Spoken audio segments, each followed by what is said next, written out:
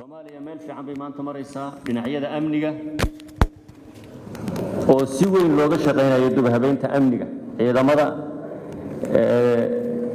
si xoogganna loo jabiyay cadawga nabadiidka meel fiican ay ciidamada qaranka Soomaaliya iyo walaalaha AMISOM oo nala shaqeeyaba ay marinayaan inay daciifiyaan al-shabaab iyo nabadiidka sidoo kale waxa shaqo fiican ka socotaa wax badan laga qabtay arrimaha dhaqaalaha dib u habeynta dhaqaalaha iyo SNB oo World Bank IMF aanu kala shaqeyno iyo in shuruuc wax ku ool ah la diyaariyo maadaama anagu dawladdan markii la dhisay aanu xoog saarnay arrimaha shuruucda iyo siyaasadaha shuruucda xukuumaysa maaliyadda oo kuwa ugu muhiimsanaa qaarkood madaxweynuhu saxeexay sida isgaarsiinta iyo sharciga la dagaalanka musuqmaasuqa waxa kale oo madaxweynuhu saxeexay sharciga naafada marka dhinaca dhaqaalaha dib u habeyntiisa iyo in mushaharooyinku bil kasta u soo dhacaan ciidamada iyo shaqaalaha dawladda adeeg kasta oo la qabtaana uu si sharci ah uga baxo wasaaradda maaliyadda iyo hay'adaha xisaabaadka ku shaqada leh systemkaasi si fiican ayuu u shaqeynayaa idinkuna markhaati baa ka tihiin ummadda Soomaaliyeedna markhaati bay ka tahay waa horumar weyn oo aan dhinaca dhaqaalaha ka sameeyno waxa kale oo iyadana si weyn looga shaqeeyay siyaasadda loo dhan yahay oo si fiican u taabagashay shuruucdii dib u habeynta dastuurka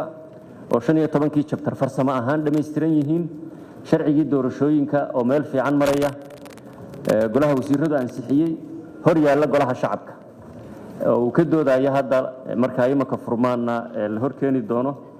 si Soomaaliya 50 sanadood kadib ay uga hirgasho doorasho xor ah oo xalaal ah hal qof iyo hal cod ku dhisan si xor ahna shacabweynaha Soomaaliyeed toos ay u soo dooranayaan wakiiladooda baarlamaanka iyo madaxweynahooda marka taana sharciga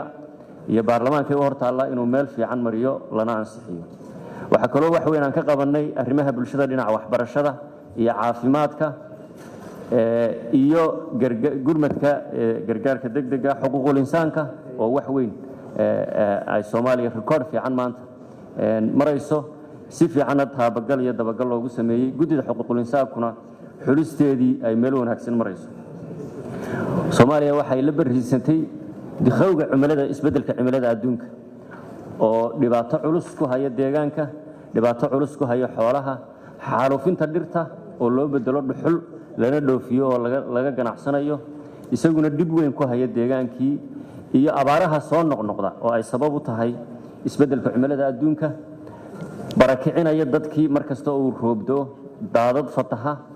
oo xaalufiya dalagii baabiya deegaankii iyo marka abaaruhu dhacaan oo mar labaad xoolihii iyo dadkiiba dhibaato weyn u haysta Soomaaliya waxay ka mid tahay wadamada ugu nugul isbedelka cimilada adduunka waxaan isleeyahay shirkani wax badan ayaa uu kaga hadli doonaa aynuna ka qaban doonaa sideebaan fikir iyo ra'yi isugu biirinaa in adkaysiga iyo dib u soo nooleynta deegaanka Soomaaliya oo 30 sanadood u dambeeyay dhibaato baan lagu hayay dib looga shaqeeyo dhiraynta bilicda deegaanka wanaajinta deegaanka la dagaalanka waxa xaalufiya ama badda ha noqoto ama dhulka ha noqoto deegaanka intaasiba waxay tahay waxyaabaha aynu isleenahay waa kaga hadli doontaan shirkeenan maanta iyo berri socon doona ajanda dheer baynu leenahay maanta waa maalinta hawlaha ugu waaweyn dhacayaan waxaan isleeyahay waqtiga si fiican baydun uga faa'iideysan doontaan qof walbana waxa uu ku koobnaan doonaa mowduuca wixii aan laga tageena in uu ka hadlo arinta kale ee aan doonayo inaan taabto waxa weeye iskaashiga labada dhinac oo afka qalaadna aynu ku nidhaa partnership principles inaynu kaga hadalno iyo maaf oo isaguna ah maxaa isla xisaabtanka labada dhinac mid walba u yaal laga rabaa dawladda Soomaaliya 15 bilood ilaa 2020 December maxaa noo qorshaysan ay tahay inaanu qabanno dhameystirnana beesha caalamku 15 bilood u haray mandate-ka xukuumaddan dawladdan maxay wax nagala qaban karaan iyo aakhirkii inaynu ka heshiino war murtiyeedka ka soo baxaya fadhigeena maanta iyo berrito waa mahadsantihiin shirku si rasmi ah uu inoogu furan yahay